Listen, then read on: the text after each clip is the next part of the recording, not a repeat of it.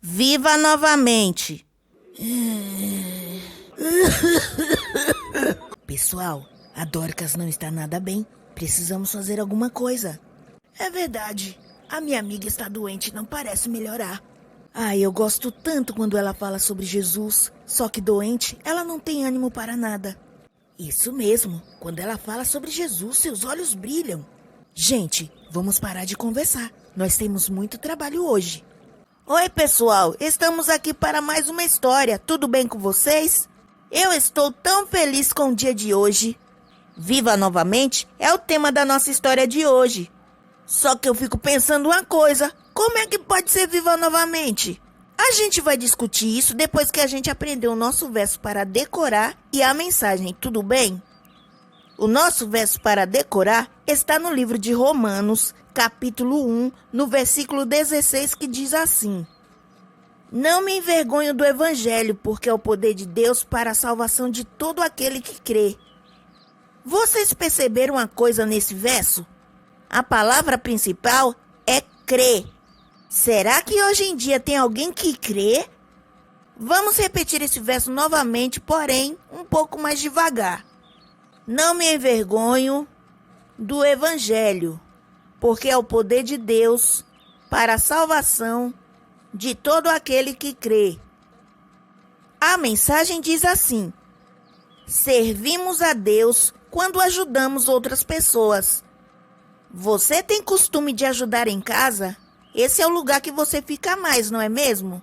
Se você tem costume de ajudar sua mãe, seu pai, seu irmão, você está servindo a Deus, você sabia disso? Isso é bom, não é mesmo? Bem, agora vamos falar um pouco dessas senhoras que estavam falando aí no começo. Parece que tem alguém que está doente há muito tempo e não melhora de jeito nenhum. E se essas mulheres estão tão preocupadas assim é porque a pessoa é muito importante. Vocês já sabem quem é essa pessoa?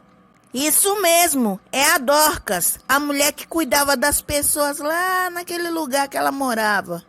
Você sabe qual era a cidade que Dorcas morava? Aqui nós temos 3 opções, escolha uma: Damasco, Jerusalém, Jope. Qual dessas 3 cidades Dorcas morava?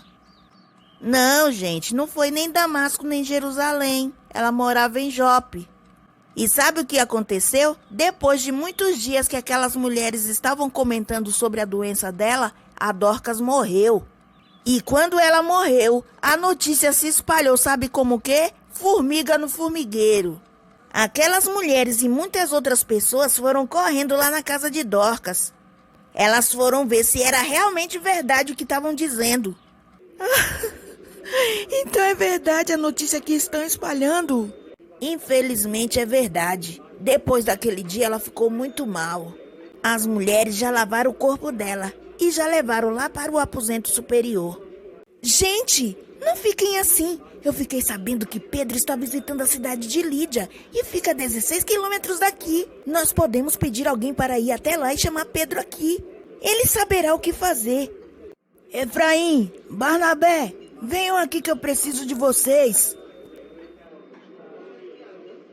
Por favor, vá até a cidade de Lídia e pede para Pedro vir até aqui. Vocês são jovens e têm bastante energia para ir rápido e voltar.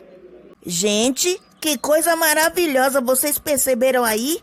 Eles não foram atrás de Pedro porque Pedro era médico. Eles foram atrás de Pedro porque Pedro tinha dado testemunho. Ele fazia muitas coisas boas pelas pessoas. E lembra de outra coisa? As pessoas acreditavam que se passassem pela sombra de Pedro, elas ficariam curadas. Aqueles 2 homens foram lá atrás de Pedro. E não demorou muito não porque era perto.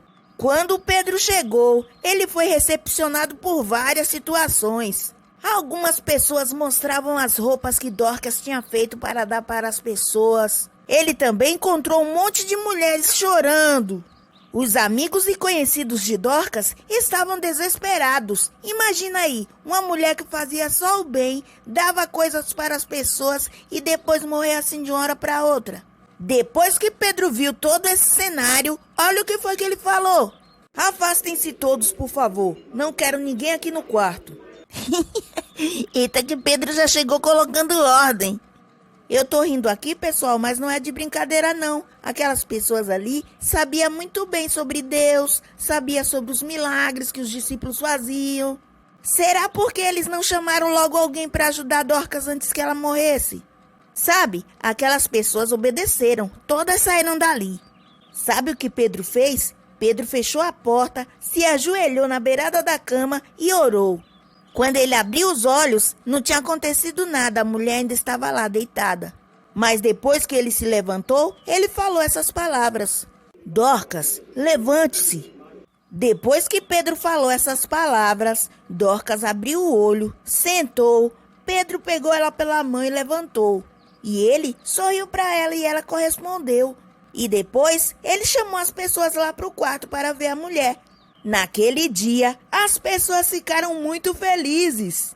Até mesmo aquela mulher que estava morta, ela ficou impressionada com o que tinha acontecido. E com certeza as notícias novamente se espalharam. A primeira foi da morte e agora a ressurreição.